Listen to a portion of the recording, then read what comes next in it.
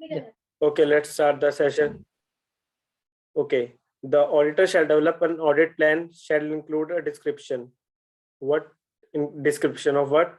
Nature, timing, and extent of planned risk assessment procedures, and determined as per under SA 315. Okay, we will deal later on. And next point, nature, timing, and extent again of what? Planned further audit procedures and an assertion level only, and determined as per SA 330.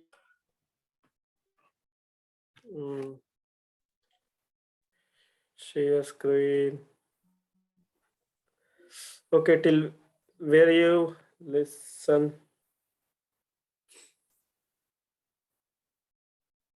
Hello.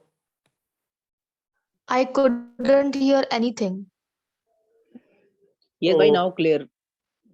So para 8, you listen or not? No. No, okay. Network connection again not stable. Okay, the auditor shall develop an audit plan that includes description of what? Nature, timing, and extent of what? Planned risk assessment procedures, and that per essay 315. This we will do, next essay will be essay R 315. So okay, and the next point, the nature, timing, and extent of planned further audit procedures at an assertion level only, and that is also determined as per essay 330, and that's after the audit materiality chapter essay, that is essay 320. And next last audit other planned audit procedures that are required to be carried out, so that engagement complies with essay sorry. देखो अब इसका हिंदी में proper interpretation देखो कि सबसे पहले हम जो करेंगे ऑडिट प्लान के अंदर, उसके अंदर क्या क्या डिस्क्रिप्शन होगा कि जो हम रिस्क असेसमेंट, देखो हम स्टार्टिंग से करते आ रहे हैं ना कि रिस्क असेसमेंट प्रोसीजर्स लगाएंगे जो हम, तो रिस्क असेसमेंट प्रोसीजर्स कैसे, उनको हम प्रॉपर प्लानिंग के साथ करेंगे ना, कि मैनेजमेंट के साथ हम डिस्कशन करेंगे वो किस टाइम पे करेंगे, क्या चीज करेंगे, तो प्रॉपर होगी। और इसी को हम ऐसे 315 जो हमारा नेक्स्ट है उसी के अंदर हम डील करेंगे वहां पे। हेलो। हेलो,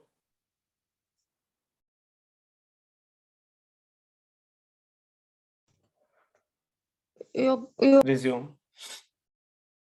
देखो जो हम पहले nature, timing and extent decide कर लेंगे, प्लान रिस्क असेसमेंट प्रोसीजर्स का हमारे जो हम ऐसे उसके अंदर हम क्या डील करेंगे, देखो वो बता भी रहे हैं ऐसे के नेम के अंदर कि हम किसको आइडेंटिफाई करेंगे, एसेस करेंगे किसको, रिस्क असेसमेंट को।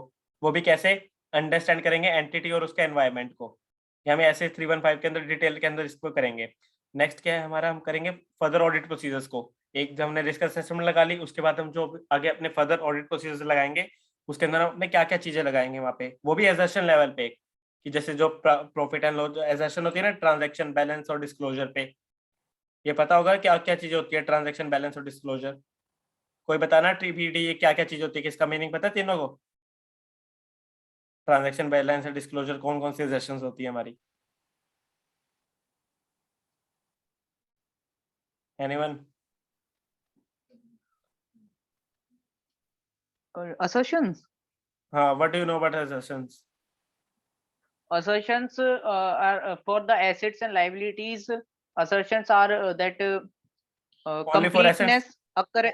Wait, only for assets and liabilities only?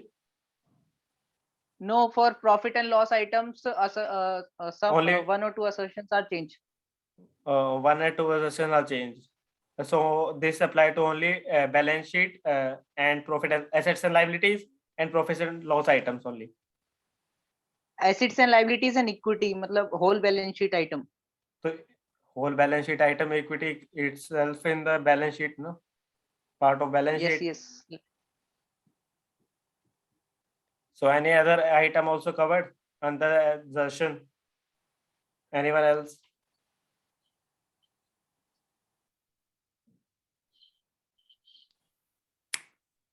Radhika and Shruti, you both had covered audit, na? What are the type of assertion and where do they apply?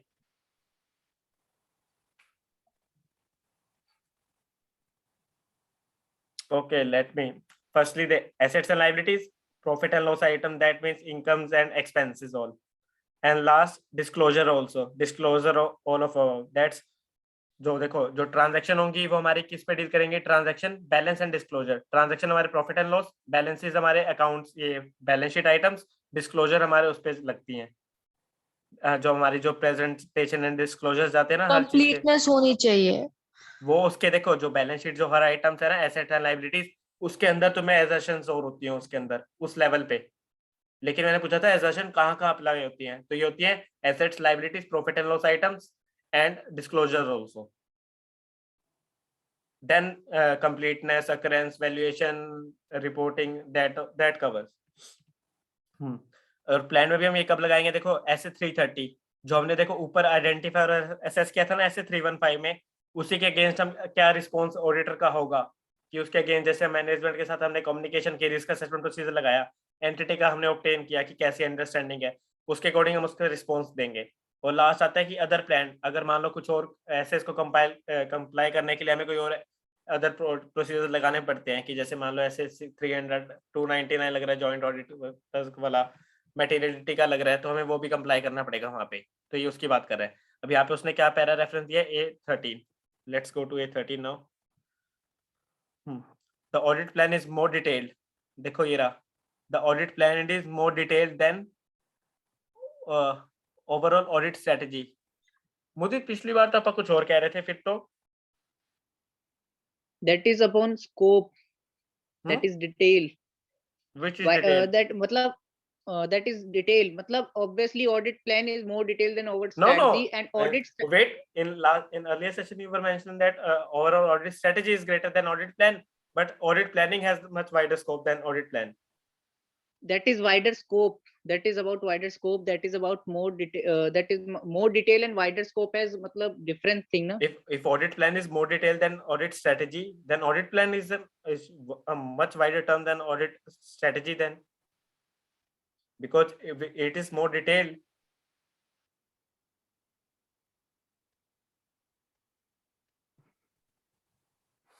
No, No. What's your take, Radhika and Shruti? Audit plan is more detailed or audit strategy is more detailed? More Audit plan is more detailed. not much wider scope. Who else? Planning, Audit plan. plan. Because from audit strategy, we determine audit plan. And audit planning and audit plan is different or same? Sorry? Audit planning. Audit planning Yeah. is a process and audit plan is the outcome. Correct. So which has much more wider scope then, at last. Audit If- plan and audit planning. Correct. Audit plan and planning. Or firstly audit planning, then audit plan, then overall audit strategy. Okay. So audit plan is much more detailed than overall audit strategy. That includes NTE of audit procedures. देखो इसकी short form हमेशा रखा करो NTE, nature, timing and extent. NTE of audit procedures की इसकी short form अपनी maintain करके रखो AP, NTE of AP, क्योंकि ये मोस्टली हर जगह तुम्हें मिलेगा, तो इसकी एक शॉर्टकट की ऐसे बन जाती है, शॉर्टकट जो तो बोलते हैं ना, NTE of AP, NTE of AP to be performed by engagement team members, ET members, ETM कर लो, ET कर लो, ET एंगेजमेंट टीम होगी, ETM एंगेजमेंट टीम मेंबर्स हो गए। ऐसी अपनी शॉर्ट फॉर्म बनाओगे, एक पैरा को तुम एक लाइन को बहुत शॉर्ट में लिख सकते हो इसी को। ओके, क्या लिख रखा है यहाँ पे, that includes anti of extent of audit procedure to be determined by engagement team members. अब देखो ये तो तुम्हें पता ही है कि जो इसके जो ओवरऑल स्ट्रेटजी भी है या ऑडिट प्लान भी है, वो कौन बनाएगा, एक तो एंगेजमेंट टीम मेंबर्स ही बनाएंगे, जो भी उसके अंदर होगा। मेंबर्स के अंदर एंगेजमेंट पार्टनर भी कवर हो जाएगा, उसके आर्टिकल्स भी कवर हो जाएंगे, जो ऑडिटर होंगे वहाँ पे, जो मेंबर्स होंगे वो भी, कोई मैनेजर होगा वो भी कवर हो जाएगा वहाँ पे, और कितने एक्सटेंट तक लगाना है, कितना टाइम में लगाना है, वो भी हो जाएगा। Next, planning for this audit procedure take place over the course continual process, not the discrete phase. For example, planning of auditor risk assessment procedures occur early in the audit process. ये देखो कि जो risk assessment मैंने कहा था ना कि हम सबसे पहले ऑडिट प्रोसेस के सबसे पहले हम स्टार्टिंग में लगाते हैं, और अगर मान लो किसी को भी अगर ऑडिट का जैसे अगर मिलता है ना यहाँ पे, तो सबसे पहले एंटिटी के बारे में ऑब्टेन किया करो, वहाँ पे मैनेजमेंट के साथ कम्युनिकेट किया करो। ये नहीं है कि मान लो अगर किसी सीनियर ने भी भेज दिया तो मैनेजमेंट के साथ थोड़े बना के रखो। अगर ये नहीं है कि कोई अगर मान लो लिस्टेड मान लो कोई, तो अगर तुम बिग 4 में चले जाते हो तो वहां तो तुम्हें ऐसे अलाउ भी नहीं होगा। अगर मान लो कोई थोड़े मिड साइज में हो, क्लाइंट पे जा रहे हो, तो वहाँ मैनेजमेंट के साथ पूछ सकते हो, वहाँ पे डिस्कस करो कि आपका क्या प्रोसेस है, या तो सीनियर से कांटेक्ट कर लो, अपने जो भी तुम्हारा आर्टिकल होगा उससे पूछ लो। अगर उसको नहीं पता तो मैनेजमेंट के साथ सीधा पूछना, कभी ये चीज डरना मत, फियर मत करना कि मेरे को क्या होगा, एंड अंडरस्टैंड करो ऑक्टेन का। या तो अपनी ऑडिट उसका जो नोट्स टू अकाउंट है पिछले साल के जो गए होंगे उसको एक बार रीड करके जाओ, एक बार उसके बारे में देख के जाना, क्योंकि स्टार्टिंग में उसकी जो अकाउंटिंग पॉलिसीज है वो एक बार तुम गो थ्रू होके जाओगे। अगर कोई भी ऑडिट में जा रहा है तो पिछले साल के एक बार फाइनेंशियल ले लेना अपनी टीम से, सीधा कह देना ले लेना, कोई दिक्कत नहीं होगी। जब भी ऑडिट पे जाओ ना, स्टार्टिंग करो अपनी, तो एक सबसे पहले अपना उसका फाइनेंशियल लेना, उसके नोट्स रीड करना। फर्स्ट नोट नंबर 1 होता है अकाउंटिंग पॉलिसीज का, उसको रीड करना कि उसकी क्या क्या पॉलिसीज है, क्योंकि वही तुमने मान लो इंटर के अंदर उतनी पढ़ रखी होंगी तुमने, एक्सेप्ट कि अगर वो इंडेक्स क्लाइंट है तो। ये करके देखना, मजे आएंगे बिल्कुल। ये देखो तुम स्टार्टिंग में ये लगा रहे होगे। However, planning the nature, timing and extent of specific further audit procedures depend upon the outcome। कि हम फर्दर अगर हम क्या लगाना है वो डिपेंड करेगा आरएसपी हमारा क्या है, कि जो भी हमने रिस्क असेसमेंट प्रोसीजर में लगाए होंगे उसी के आउटकम पे डिपेंड करेगा ना कि हम फर्दर ऑडिट प्रोसेस कैसे लगाएंगे और कितनी डिटेल में लगाएंगे। वही आ गया कि प्लानिंग एनटीई। एनटीई मतलब देखो सीधा पता है ना तुम्हें वापस की नेचर कितना लगाना है, टाइमिंग कहाँ तक लगाना है, मतलब कितने टाइम में कंप्लीट करना है, और एक्सटेंट कहाँ तक, मतलब कितने तक लगा सकते हैं हम उसको, क्योंकि एक ऑडिट का भी एक टाइम लिमिट तो होती है ना कि भाई उसके अंदर तो करना ही पड़ेगा। अगर एक्सटेंड करेंगे तो अगर वो डिपेंड करेगा कि क्लाइंट के साथ डीलिंग वगैरह वो करके, क्योंकि लिस्टेड एंटिटीज को तो अपने जल्दी अपने रिजल्ट से डिस्क्लोज करने ही पड़ते हैं। तो अपना हमें देखना पड़ता है कि नेचर किस टाइप की आइटम है, वो कितने टाइमिंग में होगी, कितना एक्सटेंड लगेगा उस पे, तो डिपेंड करेगा आरएपी पे। जो हमने देखो ऊपर इसी पैरा जो 9-8 में पढ़ा है ना, देखो सबसे पहले क्या आरएपी रैप, उसके बाद है FAP further audit procedure, then है अदर, ओ ओ से कर लो सीधा, अदर असेसमेंट प्रोसीजर लगा लो, other procedures, other audit procedure सीधा कर लो, ओएपी, रैप, फैप और ओएपी, खत्म। बस ये 3 तुम्हें लगा के रखने हैं। रैप को डिसाइड करेगा कौन सा ऐसे 315 फैप को 315 ही। फैप को भी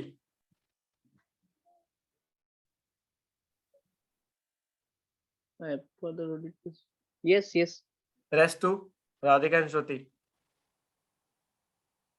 विच ऐसे will deal fap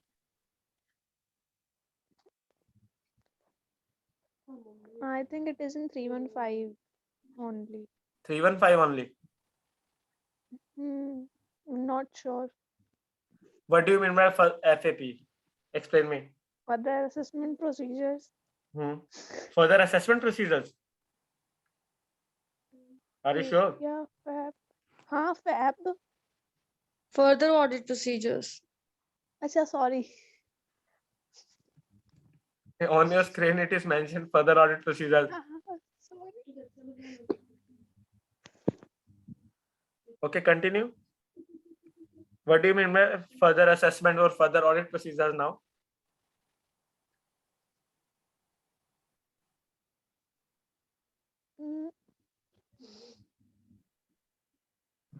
That are applied after the risk assessment procedures. That are applied after the risk assessment procedure. Correct. हाँ. SA31 apply. SA315 is of dealing with what? Do you know? I mentioned also 5 to 10 minutes earlier.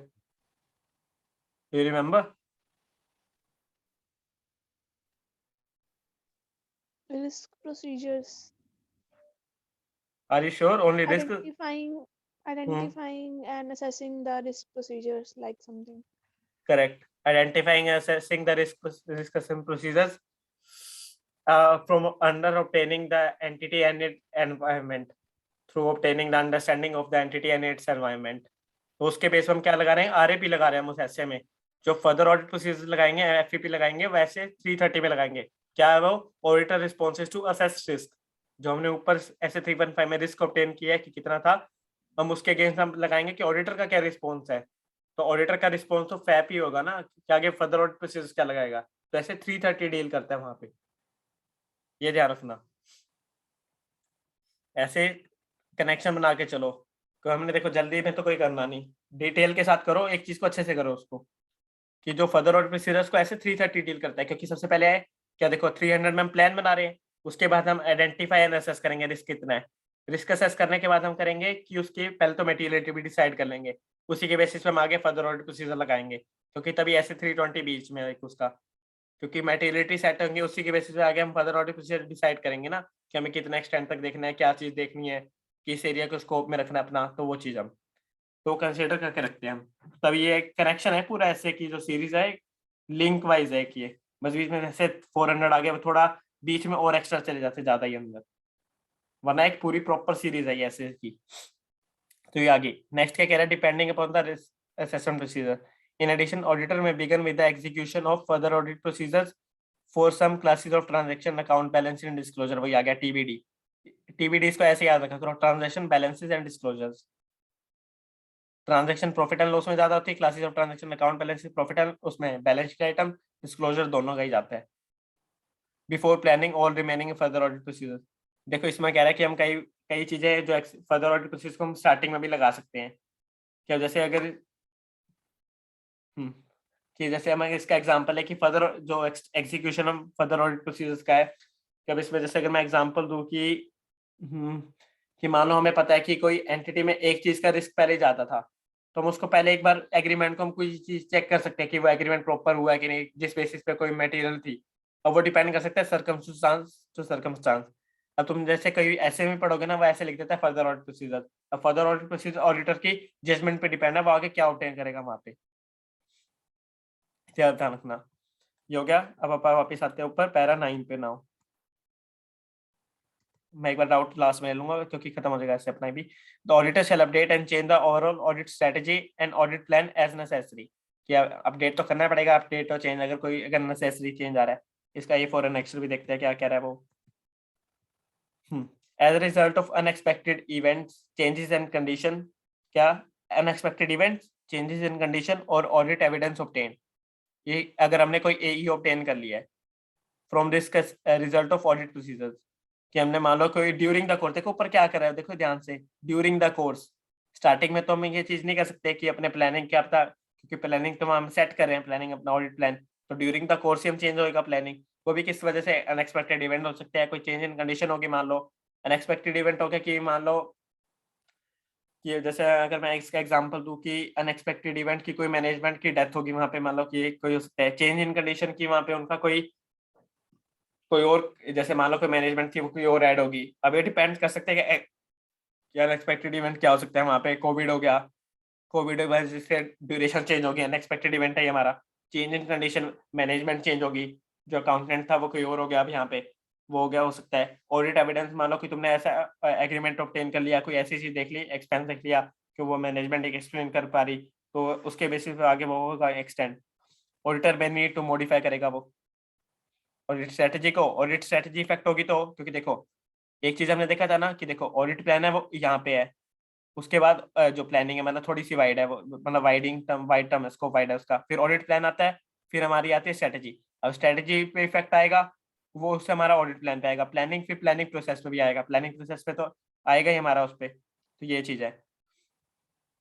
एक second, ये दूसरा eraser select किया। एक second, wait, what I selected, notate, okay. Next all वही आ गया कि thereby resulting plan nature, उसी में जो देखो जो किस में चेंज आएगा, प्लान नेचर टाइमिंग और फर्दर ऑडिट प्रोसीजर, फैप में इफेक्ट आएगा ना। प्लान जो हमने स्टार्टिंग में प्लान किया था उसकी जो हमने स्टार्टिंग में प्लान किया था फैप को, उसके अंदर अब चेंज आ जाएगा बेस्ड ऑन रिवाइज कंसिडरेशन। ये रहा रिवाइज कंसिडरेशन जो असेस रिस्क, दिस में भी case when information comes to the auditor attention, कि जो इन्फॉर्मेशन ऑडिटर के अटेंशन में है that differ significantly from information available, कि जैसे मान लो कोई इन्फॉर्मेशन हमें पहले अवेलेबल थी कि ये चीज थी, कि मान लो कि उन्होंने एक्सपेंस ऐसा कर रखा था कि उन्होंने पहले हमें गलत ऑब्टेन कर दी थी कि ऐसा था, लेकिन मान लो हमने कोई बाद में कोई ऐसी चीज हम कोई गो थ्रू करे थे कहीं और, तो उसका लिंक वहां पे आ गया, तो हमने वहां से लगा नहीं ये चीज तो गलत थी, तो हमें बाद में पता चली, ऑडिटर के अटेंशन में बाद में आई, तो वहां पे भी वो आगे डिपेंड कर सकते हैं कि अब कितना जाएगा। जैसे मान लो कोई तुमने कोई ऐसा एक्सपेंस था 40 लाख का, वो कह रहे करंट ईयर का एक्सपेंस है, तो मान लो कोई और हम चीज चेक कर रहे थे, उसका रेवेन्यू चेक कर रहे थे उस एक्सपेंस का, कि मान लो कोई जैसे एक इवेंट था, तो इवेंट से रिलेटेड उनका 40 लाख का एक्सपेंस दिखा रहे थे। अब मैनेजमेंट कह रही है हमारा करंट ईयर में हुआ है। अब ये कह नहीं सकते कि मान लो उन्होंने कहा कि हमने पे करंट ईयर में किया है, तो वो करंट ईयर में शो कर रहे हैं उसको, लेकिन मान लो उसका जो रेवेन्यू था वो पिछले साल शो कर चुके, करंट ईयर में उसका कोई रेवेन्यू नहीं आ रहा, तो ऑडिटर के अटेंशन में मान लो बाद में है कि उसने रेवेन्यू का एरिया बाद में स्टार्ट किया, तो ऑडिटर जब वो करेगा तो पूछेगा ना इसका एक्सपेंस का है, इसका रेवेन्यू का था उस एक्सपेंस का, मतलब पिछले साल था, तो उसका जो एक्सपेंस था वो भी उसके पहले ही होना चाहिए था। जब उसका रेवेन्यू रिकॉग्नाइज तुम कर चुके हो तो उसका एक्सपेंस भी पहले रिकॉग्नाइज करो, तो वो तो prior period income, prior period expense classify होगा, तो वो प्रॉपर देखना पड़ेगा ना कि ऑडिटर के टेंशन में बाद में आया। अब वो मेलिंग्स वगैरह जाएंगे, मान लो 40 लाख बहुत मटेरियल अमाउंट है, तो वहाँ पे वो केस मेलिंग्स वगैरह जाएगी, क्लाइंट्स के साथ हम डील करेंगे, कैसे करेंगे वो डिपेंड करेगा ना वहाँ पे केस पे। For example audit evidence obtain to performance, वही आ गया सब्सटेंटिव प्रोसीजर, जैसे वही अब देखो उन्होंने मे कॉन्ट्राडिक्ट, वही एग्जाम्पल इन्होंने प्रॉपर ऐसे वो बता दिया एग्जाम्पल के थ्रू कि हमने फर्दर परफॉर्मेंस सब्सटेंटिव प्रोसीजर लगा रहे थे, एसपी एसएपी लगा लो, सब्सटेंटिव ऑडिट प्रोसीजर, कॉन्ट्राडिक्ट करके हमारे ऑडिट एविडेंस से जो हमने कंट्रोल्स के थ्रू ऑब्टेन किया था, कि हम चेकिंग कर रहे थे जर्नल, तो वहाँ पे ये था, तो ये आ गया। नेक्स्ट हमारा पैरा आ गया para 10, auditor shall plan the nature, timing and extent of direction and supervision of engagement team, कि हम और प्लान अब ये भी करेंगे कि डायरेक्शन हमें कितना देना है, एंगेजमेंट टीम मेंबर को कितना देना है, और उसका देखो रिव्यू भी लेना पड़ेगा, मैंने स्टार्टिंग में भी कहा था कि रिव्यू नहीं लोगे तो बाद में दिक्कत आ सकती है। तो अब इसका करते हैं, देखो क्या, nature, timing and extent of direction and supervision of engagement team members and review depending on many factor, depend on very many factors, बहुत सारे फैक्टर्स पे डिपेंड कर सकते हैं। क्या, साइज एंड कॉम्प्लेक्सिटी कितनी है, मान लो उस पर लेजर्स बहुत सारे हैं, तो ऐसे तो है नहीं एक एक करके लेंगे, मान लो हमने तो एक एक करके ले नहीं सकते, तो ये बाद में होगा। मान लो अगर कोई ऐसा नेचर है कि उसके बहुत ही एक्सपेंस कम आ रहे हैं, कोई मतलब जो शो कर रहा है बहुत चीज कम आ रही है उसके अंदर, तो हम एक एक करके भी दिखा सकते हैं कि मान लो कोई एक मटेरियल चीज थी तो वो दिखा दी हमने, ये आ गया। एरिया ऑफ ऑडिट, हम किस एरिया के ऑडिट कर रहे हैं, फिक्स एसेट्स की कर रहे हैं, कोई और एरिया की कर रहे हैं, कि किस टाइप की ऑडिट कर रहे हैं, तो वो भी डिपेंड कर सकते हैं वहाँ पे। असेस रिस्क ऑफ मटेरियल में statement, for example an increase in assess risk, ये हमारा रिस्क बढ़ गया वहाँ पे फॉर गिवन एरिया जो हम वर्क कर रहे थे वहाँ रिस्क बढ़ गया, and corresponding increase in the extent and timeliness, देखो रिस्क बढ़ेगा तो हमने अगर मान लो उस एरिया को हम स्पेसिफिक अटेंशन देंगे तो वहाँ टाइम भी बढ़ेगा, एक्सटेंट भी बढ़ेगा, और वहाँ पे उसकी अब मान लो कोई एक ऐसे एरिया है कि रिस्क बढ़ गया वहाँ पे, तो अब जो एंगेजमेंट टीम जो सीनियर आर्टिकल्स है उनकी भी डायरेक्शन तुम्हें चाहिए होगी, जो जूनियर अगर मान लो वर्क कर रहा था सुपरविजन लेगा, तो वो वहाँ पे ये वर्क आ गया। एंड देखो क्या लिख रखा है, एंड मोर डिटेल रिव्यू, क्योंकि मान लो कोई रिस्क एरिया था, अब मान लो कोई एक्सपेंस करे थे वो थोड़ा रिस्क आ गया वहाँ पे ज्यादा ही कि गलत कर सकता है, तो हमने सीनियर को रेफर कर दिया, अब सीनियर ने रिव्यू किया उसको भी लग रहा है, तो वो क्या होता है पार्टनर को अपने मैनेजर को रेफर कर दिया आगे, तो उसका रिव्यू प्रॉपर होगा, फिर डिटेल होगा। Next, capabilities and competence of individual team, कि अब मान लो कितने कॉम्पिटेंस है वो, जो तुम जैसे मान लो जूनियर आर्टिकल है वो इतना कॉम्पिटेंस नहीं होगा, उसके अंदर इतनी अभी कैपेबिलिटी नहीं होगी कि वो पूरा ऑडिट वर्क की थोड़ा ज्यादा कर पाए, तो हमें उसे गाइड करना पड़ेगा, वो डिपेंड करेगा कितना है क्या चीज़ है, उसको कितनी वो जल्दी अंडरस्टैंड कर रहा है, तो वो थोड़ा डिपेंड टाइमिंग फैक्टर डिपेंड कर सकता है वहाँ पे, तो ये आ गया। एन ऐसे 220 contains further guidance on direction, ये तो तुमने पढ़ा ही होगा, डायरेक्शन सुपरविजन रिव्यू वहाँ पे होता है, फिफ्थ पॉइंट आता है, फिफ्थ या सिक्स पॉइंट होता है वहाँ पे ये वाला DSR की जो हम उसका करते हैं। नेक्स्ट लास्ट पॉइंट, अब डॉक्यूमेंटेशन करेंगे हम, documentation 3 minutes we having, okay we will do late tomorrow. Anyone having doubt, we should discuss the doubt now. Anyone having any doubt till now in 3.8, 9 and 10 and their respective annexures? No. Any query? No? No. Okay.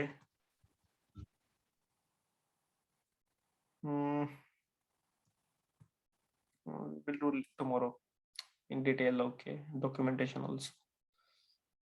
Okay.